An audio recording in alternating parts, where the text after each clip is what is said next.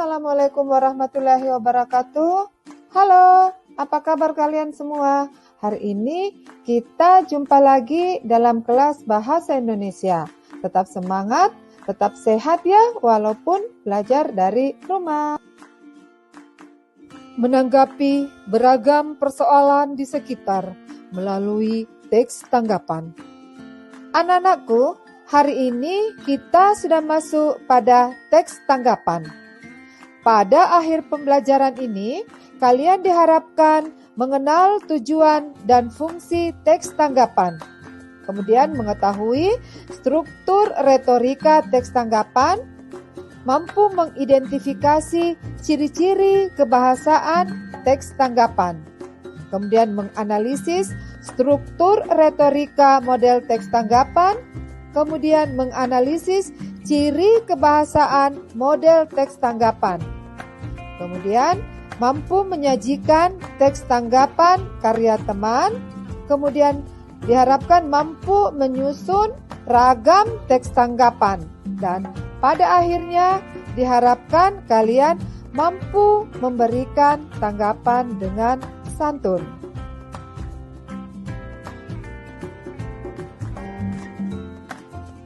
Ada yang sudah tahu apa itu teks tanggapan? Yuk kita simak penjelasan Mem.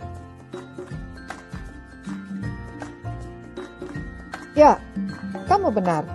Teks tanggapan merupakan wacana berisi gagasan atau ide yang disampaikan individu mengenai problema yang sedang dihadapi. Problema itu biasanya timbul karena perbedaan antara harapan dengan kenyataan. Setiap orang berusaha untuk mengkritisi persoalan tersebut. Tetapi harus diingat bahwa ketika mengkritisi sebuah persoalan harus berdasarkan fakta, data, atau kenyataan untuk dijadikan alasan meyakinkan orang lain.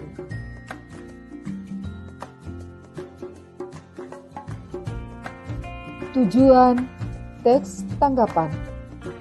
Anak-anakku, apa tujuan teks tanggapan? Yaitu untuk memberikan penilaian tentang kelebihan dan kekurangan dari sesuatu. Entah itu persoalan yang sedang ramai dibicarakan atau sebuah hasil karya seseorang. Tapi ingat, ketika memberikan tanggapan, sebaiknya kalian juga bisa memberikan saran atau solusi atas apa yang sudah kamu tanggapi.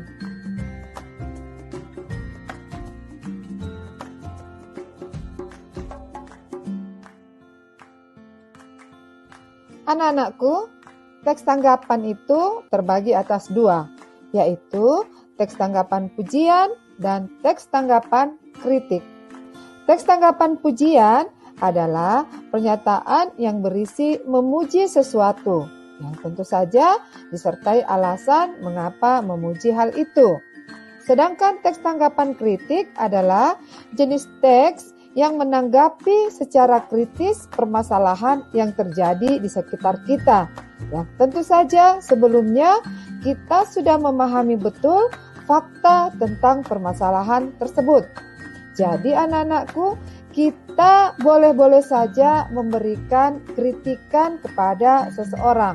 Tetapi harus diingat bahwa sebelum mengkritik seseorang, kita sudah punya data, sudah punya fakta tentang persoalan tersebut.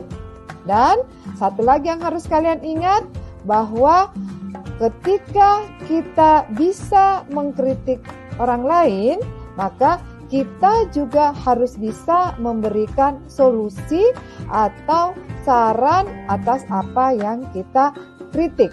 Karena tujuan mengkritik adalah untuk supaya orang itu apakah karyanya atau perbuatannya lebih baik, maka kita harus memberikan saran.